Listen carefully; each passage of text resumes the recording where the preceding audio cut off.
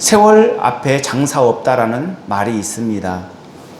이는 아무리 힘세고 건강한 사람이라 할지라도 시간이 흘러 나이가 들게 되면 자연스럽게 기력이 떨어지고 병약해지기 마련이라는 뜻입니다. 이처럼 인간은 세월을 거스를 수 없고 어떤 수단과 방법을 동원한다 하더라도 세월의 흐름을 막을 방법이 없습니다. 성경에 보면 이스라엘 백성들을 가나안으로 이끈 모세의 후계자 여호수아가 나옵니다. 그는 하나님의 뜻에 따라 수많은 전쟁을 치르면서 대부분의 전쟁을 승리로 이끈 명장입니다. 그리고 하나님의 용사죠. 그런데 그렇게 용맹스럽게 전장을 누빈 여호수아에게도 노년이 찾아왔습니다. 그래서 오늘 본문은 젊고 팔팔할 때와 달리 나이 많아 늙어 기력이 쇠약해진 여호수아의 모습을 조명하고 있습니다. 여호수아는 하나님의 명령을 받아서 약속의 땅 가나안에 들어가 수많은 정복 전쟁을 치렀습니다. 그러나 가나안 전 지역을 완전히 다 장악하지는 못했습니다. 물론 큰 전쟁을 승리로 이끌어 적군의 기세를 완전히 꺾어 놓았지만 아직도 계속해서 소규모 전쟁을 치러야 하는 그런 상황에 놓여 있었습니다. 곳에 잔당들을 소탕하기 위한 전쟁을 해야 했고 또 정복할 땅이 많이 남아 있었습니다. 이미 대세는 기울었기 때문에 이스라엘의 승리는 따놓은 당상입니다. 하지만 하나님께서 여호수아에게 계속해서 적군을 물리칠 것을 명령하였습니다. 왜냐하면 승기를 잡았지만 전쟁이 완전히 종식된 것은 아니기 때문입니다. 저와 여러분에게도 언젠가 여호수아와 같은 상황에 놓일 때가 올 것입니다. 할 일은 많은데 점점 무력해지는 상황 속에서 얼마든지 안주할 수 있고 절망할 수 있는 그런 상황에 놓일 것입니다. 이 정도면 됐지. 이미 원하는 바 목적을 이루었으니까 이제 마음 편하게 그냥 대응해도 되겠지. 이제 내가 할 수 있는 일은 다 했어. 뭐 이렇게 스스로 자신을 제한할 수 있을 것입니다. 물론 큰 그림으로 보면 이미 원하는 소원을 이루었기 때문에 얼마든지 안심할 수 있는 상황이죠.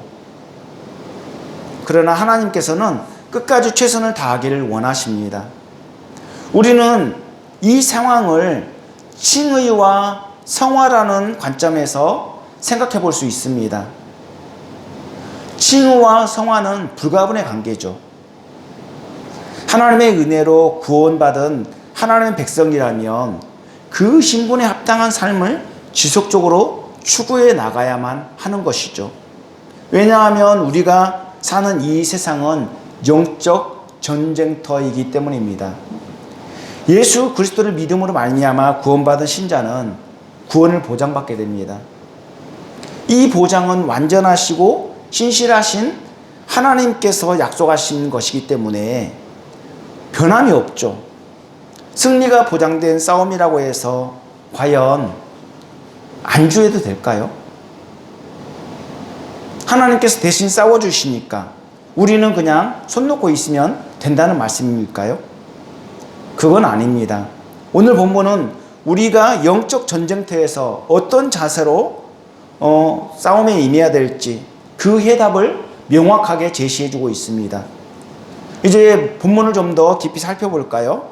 그래서 예수 그리스도와 함께 승리한 자로서 어떤 자세로 영적 싸움을 싸워 나가야 할지 마음을 새롭게 할 뿐만 아니라 다시금 전의를 불태우는 시간이 되었으면 좋겠습니다. 그래서 아니란 태도를 버리고 어떤 상황과 환경에 처한다 할지라도 매 순간 믿음의 용사로서 성령의 인도하심을 따라 최선을 다해 영적 싸움을 지속적으로 싸워나가는 저와 여러분 모두가 되었으면 좋겠습니다. 하나님께서는 모세가 죽은 후에 여호수아에게 가나안을 정복할 것을 명령하였습니다.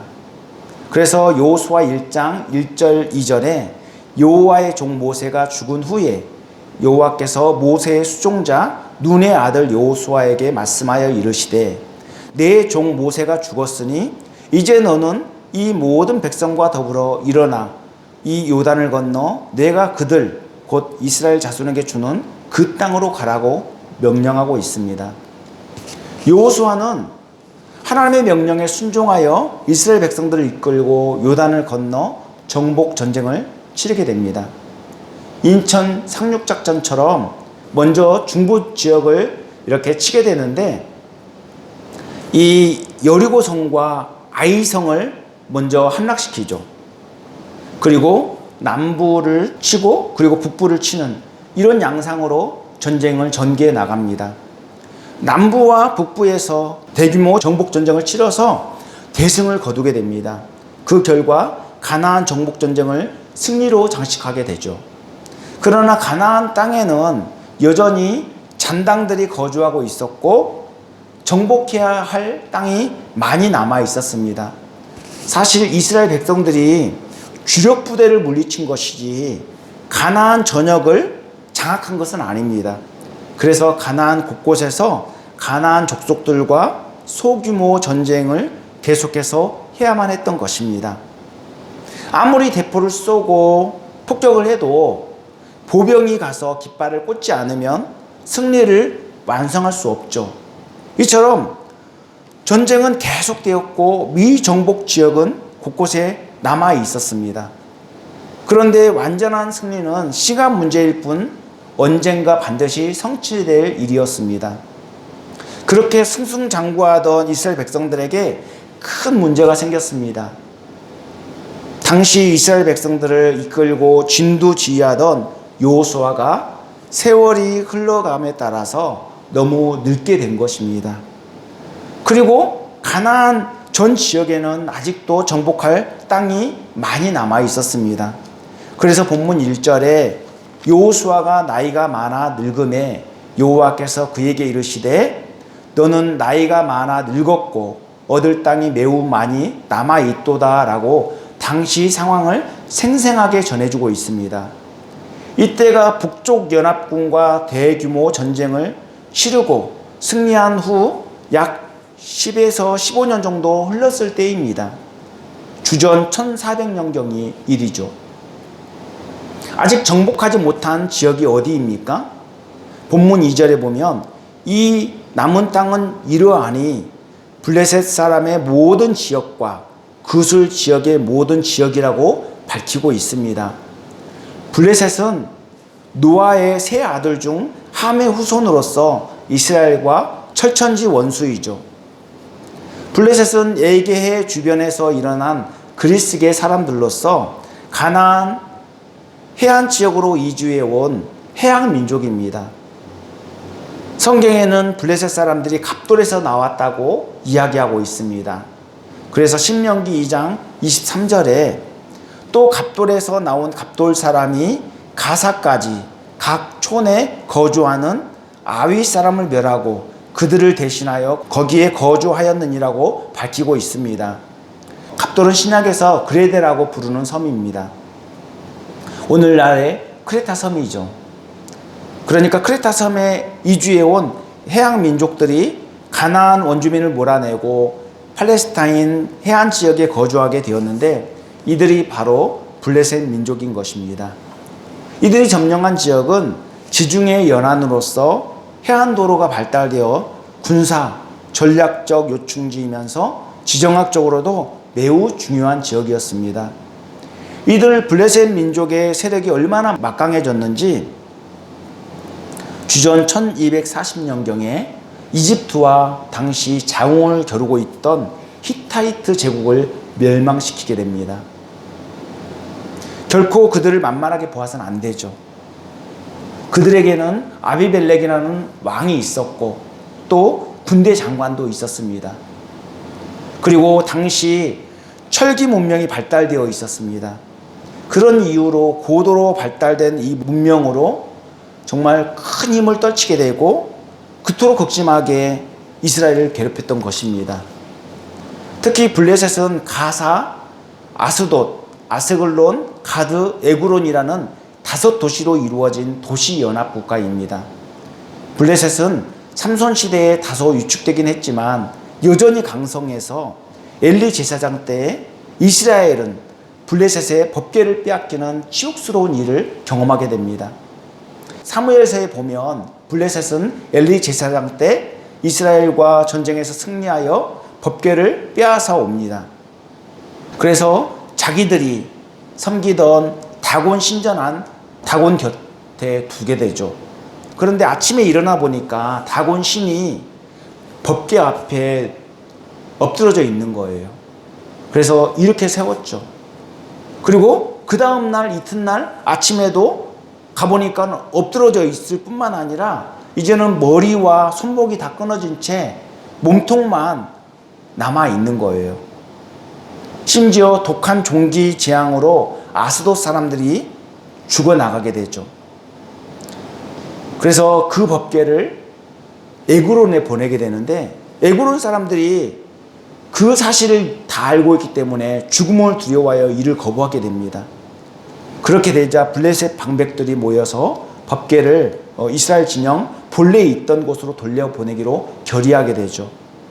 그래서 암소 둘을 끌어다가 법궤를 수레에 태워서 이스라엘 진영으로 돌려보내게 되는데 성경은 암소가 좌우로 치우치지 않고 곧장 벳세메스로 갔다고 기록하고 있습니다. 그리고 다윗이 목동 시절에 엘라 골짜기에서 가드 사람 골리앗을 쓰러뜨렸는데 이 거인도 블레셋 사람이었습니다. 그리고 블레셋은 길보아 산에서 이스라엘과 치열한 전쟁을 하게 되는데 거기서 대승을 거두고 사울과 요나단까지 죽입니다. 그렇게 무시무시한 전력을 가진 민족이 바로 블레셋입니다. 그렇게 강성했던 블레셋도 다윗이 왕위에 오른 후에 이스라엘에게 복속되게 됩니다. 그리고 그 후에는 질이 멸렬하게 되죠.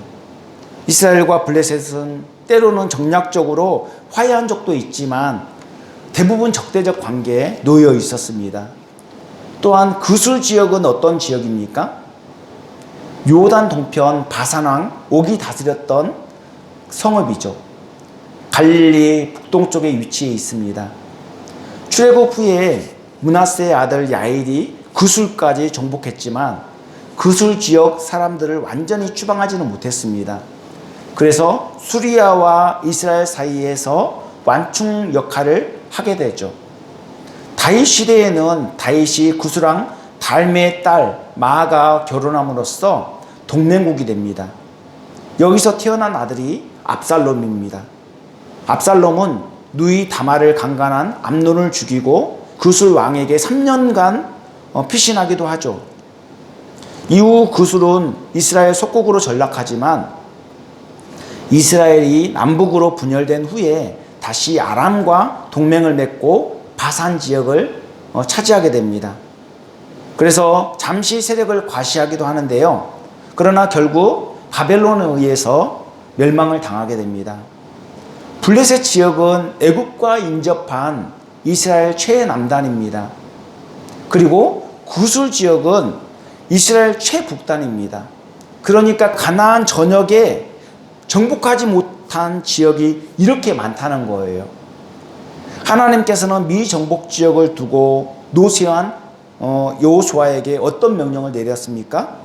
본문 6절 후반부에 보면 내가 그들을 이스라엘 자손 앞에서 쫓아내리니 너는 내가 명령한 대로 그 땅을 이스라엘에게 분배하여 기업이 되게 하라고 명령하셨습니다. 여기서 가나안 족속들을 쫓아낸 주체가 누구십니까? 바로 하나님이시죠. 그리고 본문에 의하면 땅 분배는 누가 하도록 되어 있습니까? 하나님께서 여호수아에게 하도록 명령하셨습니다. 그러니까 하나님께서는 내가 대적들을 쫓아낼 테니까 여호수아 너는 땅을 분배하라고 그렇게 명령하고 계신 것입니다. 즉 가나안 땅 정복은 하나님께서 책임지시겠다는 말씀이죠.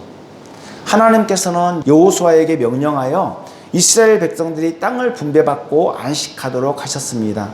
그래서 본문 7절에 보면 너는 이 땅을 9지파와 므낫세 반지파에게 나누어 기업이 되게 하라 하셨더라고 말씀하고 있습니다.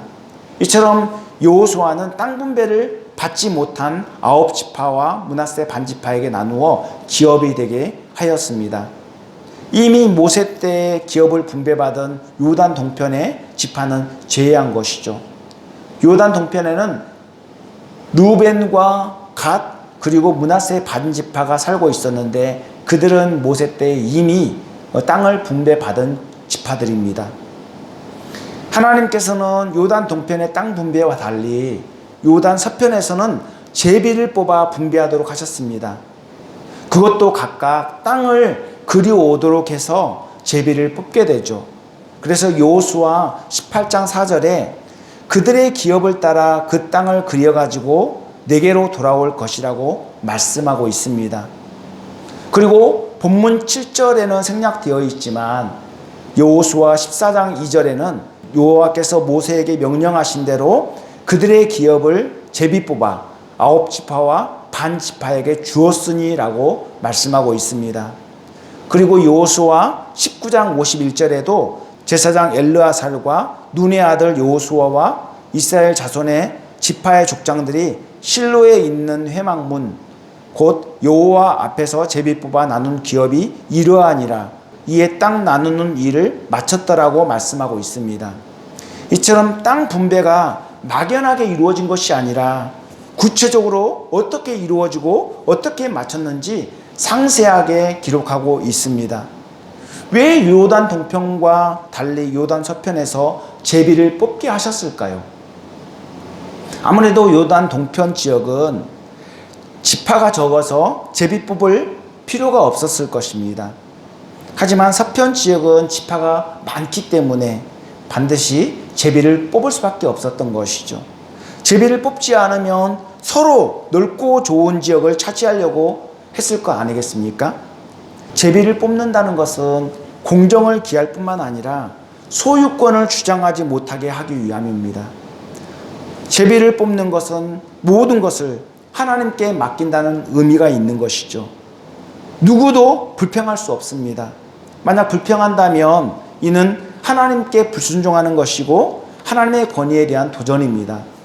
우리가 살아가면서 하나님께서 정하신 절차와 법을 가볍게 여기는 경우가 있는데 이는 큰 잘못입니다. 특히 교회에서는 더더욱 질서와 권위를 존중해야 합니다. 물론 교회는 천주교처럼 계급이 존재하는 그런 공동체가 아닙니다. 그렇다고 교회 질서를 무시하라는 것이 아닙니다. 왜냐하면 하나님은 무질서의 하나님이 아니시오 오직 화평의 하나님이시기 때문입니다. 강압에 의해서 질서를 지키고 절차를 따르는 것이 아니라 오직 성령께서 하나 되게 하신 것을 힘써 지키기 위해서 그렇게 하는 것입니다.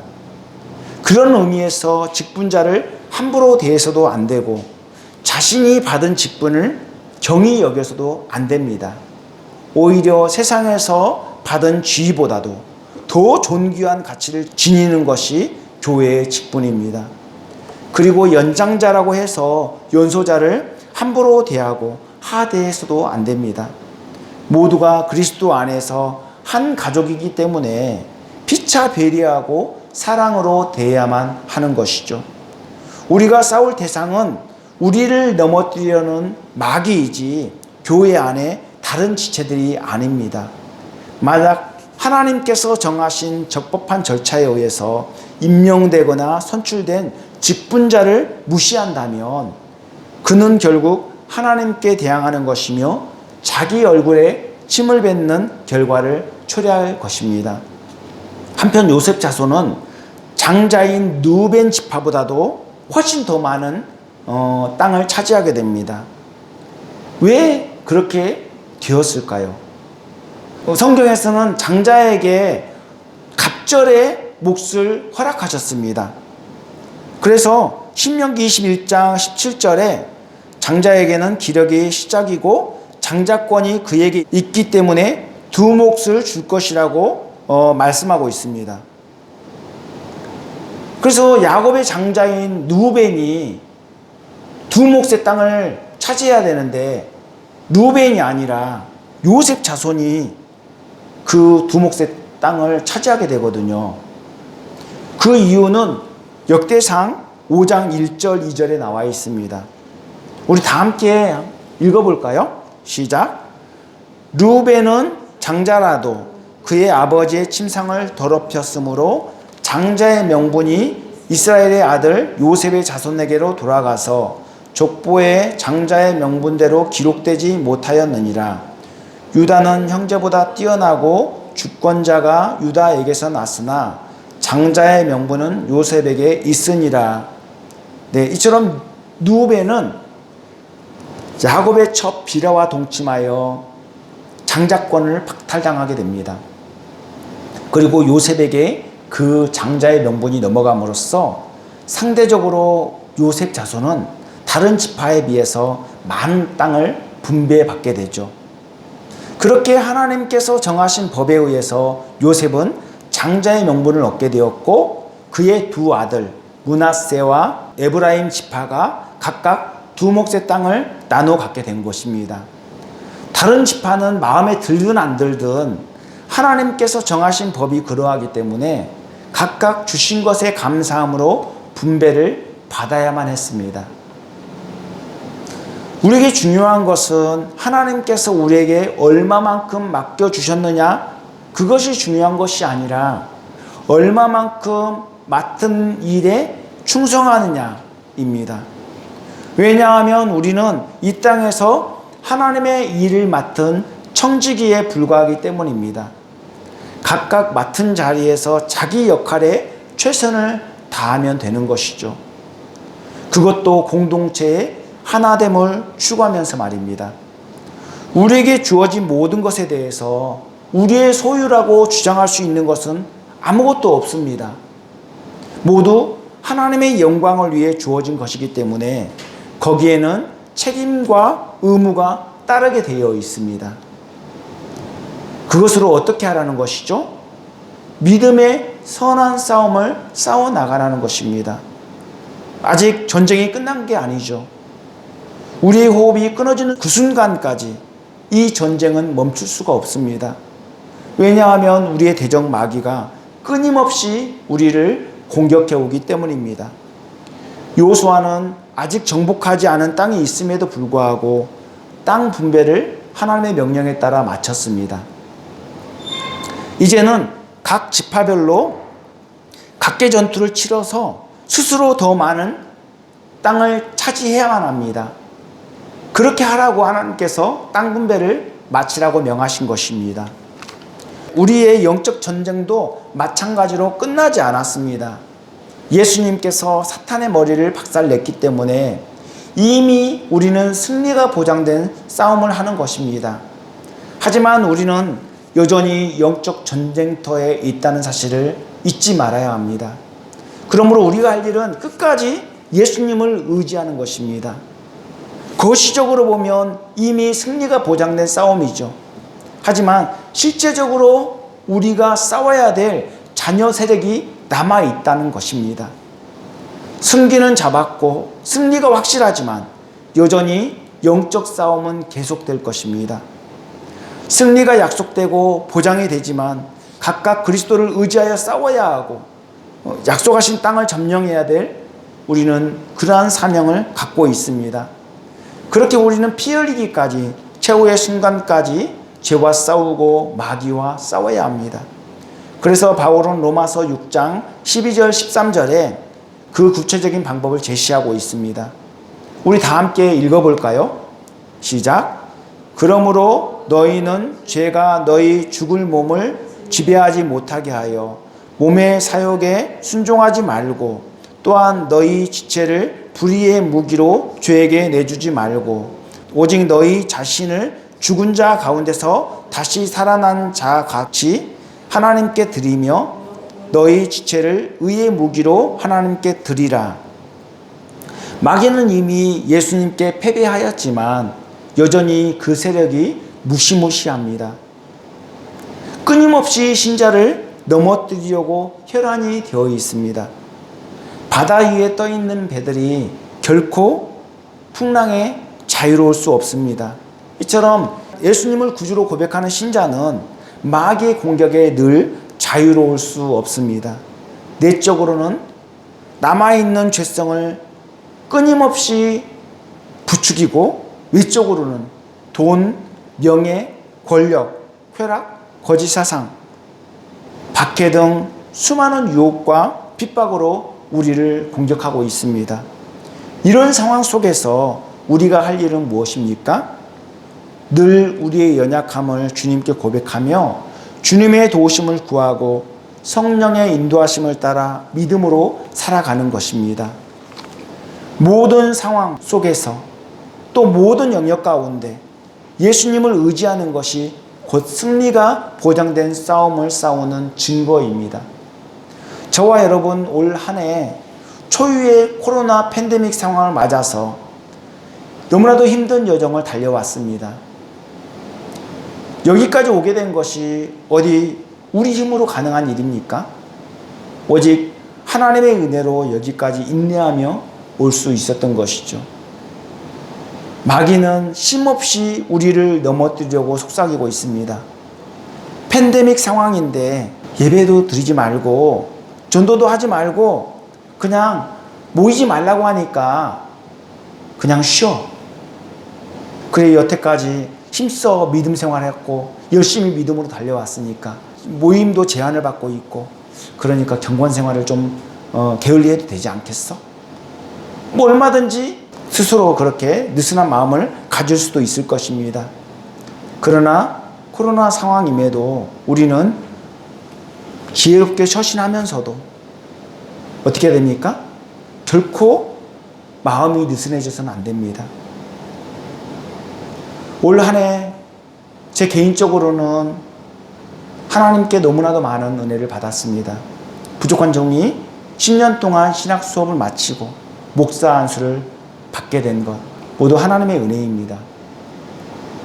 그리고 교회적으로 보면 정말 하나님의 은혜 가운데 새빛교회를 세워주시고 또 지난 11월에 설립 감사 예배를 드리며 이렇게 주님이 명령하신 대로 사명을 따라 그 길을 가고 있는 것입니다.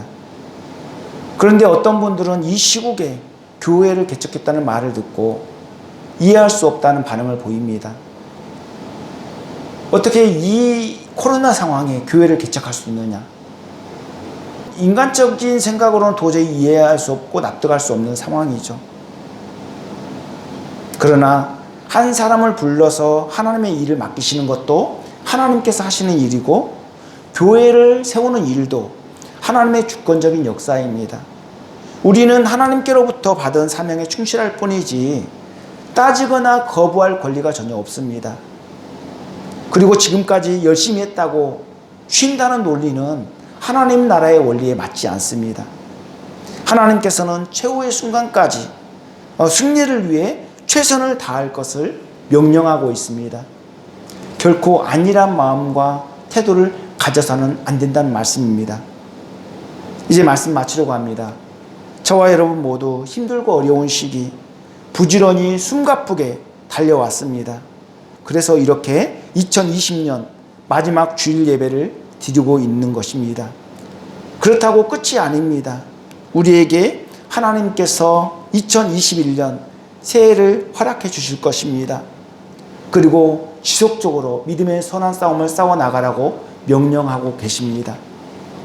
과거 여호수아가 수없이 전장을 누비며 승리를 거두고 나이가 많았음에도 불구하고 하나님께서 미정복 지역이 있다고 하시면서 지속적으로 싸움을 싸울 것을 명령하셨던 것처럼 우리에게도 여전히 오늘날 하나님께서 이렇게 명령하고 있습니다.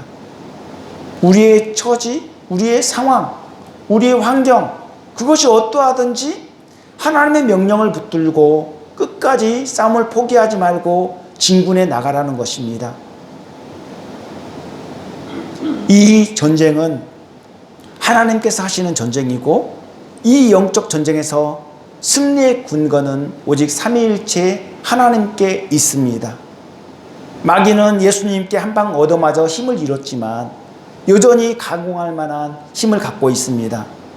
마귀는 영적 존재이기 때문에 우리의 능력으로 당해낼 시간이 없습니다. 그리고 아주 교묘한 방법으로 집요하고 끈질기게 우리를 공격해 옵니다. 그렇기 때문에 결코 한눈 팔 여력이 없습니다. 할 수만 있으면 틈을 노려서 넘어지게 하고 의심하게 만들고 시험 들게 하고 낙심하게 하고 죄를 짓고 죄책감에 시달리게 하는 것이 바로 마귀가 하는 일입니다. 끊임없이 그렇게 하나님을 대적하는 온갖 나쁜 마음을 품게 함으로써 하나님과 관계를 멀어지게 하는 것이죠. 그래서 예수님께서는 마태복음 26장 41절에 시험에 들지 않게 깨어 기도하라. 마음에는 원이로되 육신이 약하도다 라고 말씀하셨습니다. 그리고 바울은 에베소서 6장에 마귀의 관계를 대적하기 위해 하나님의 전신갑주를 입으라고 말씀하고 있습니다. 우리의 싸움은 혈과 육을 상대하는 싸움이 아니라 어둠의 세상 주관자들과 악의 영들을 상대하는 영적 싸움입니다. 그러므로 우리의 힘이 아닌 오직 예수 그리스도를 의지함으로 말미암아 싸울 때 승리할 수 있는 것입니다. 한순간도 자만해서는 안 되고 안일한 태도를 취해서는 안 됩니다. 끝날 때까지 끝난 게 아닙니다. 최후 승리를 얻기까지 우리에게 주어진 길을 힘써 믿음으로 달려가야만 하는 것이죠. 저와 여러분 모두 2020년 이제 며칠 남지 않았죠? 그 시간을 아주 소중하게 보냈으면 좋겠습니다. 지나온 삶을 돌아보면서 자신의 삶을 점검하고 같은 실수를 되풀이하거나 같은 잘못을 반복해서는 안 되잖아요. 과연 내가 왜 넘어졌는지, 내가 왜 거기서 실수했는지 그것을 돌아보면서 바로 서는 계기로 삼는 것이죠. 그래서 새해에는 그 아쉬움을 모두 털어내고 하나님이 더욱더 기뻐하시는 그런 복된 삶을 살아갈 뿐만 아니라 그런 영적 전쟁에서 주님을 더욱더 의지함으로 말미암아 그렇게 승리의 계가를 부르며 주님을 찬양하는 그런 저와 여러분의 복된 삶이 이어졌으면 좋겠습니다. 기도하겠습니다. 사랑이 많으신 하나님 아버지, 은혜를 감사합니다. 여호수아가 나이가 많아 늙었는데도 여전히 정복할 땅이 많이 남아 있었습니다. 그때 하나님께서는 계속해서 쉼없이 싸울 것을 명령하였죠. 하나님, 우리도 예수 그리스도를 믿음으로 말미암아 이미 구원을 받았지만 여전히 우리의 영적 전쟁은 계속되고 있습니다. 2020년도 정말 열심히 달려왔지만 여전히 아쉬움이 많이 남아 있습니다. 여전히 실수한 흔적들이 있고 또한 반복적으로 하나님 앞에 범죄할 때도 있었습니다. 하나님, 우리의 믿음 없음을 불쌍히 여겨주시고 우리의 연약함을 긍휼히 여겨주셔서 새해에는 좌로나 우로나 치우치지 않고 오직 주님 바라보며 그렇게 우리에게 당면한 여러 가지 많은 문제들 앞에서 당황하거나 또한 게으름 피우지 않고 더욱더 주님 의지함으로 승리하며 살아갈 수 있도록 붙잡아 주시옵소서. 더욱더 주님 보시기에 아름다운 삶을 살아내기를 원합니다. 주님, 더욱더 주님이 원하시는 바른 삶을 살아갈 수 있도록 우리를 이끌어 주시고 인도하여 주시옵소서. 이 모든 말씀을 예수님 이름 받들어 기도합니다. 아멘.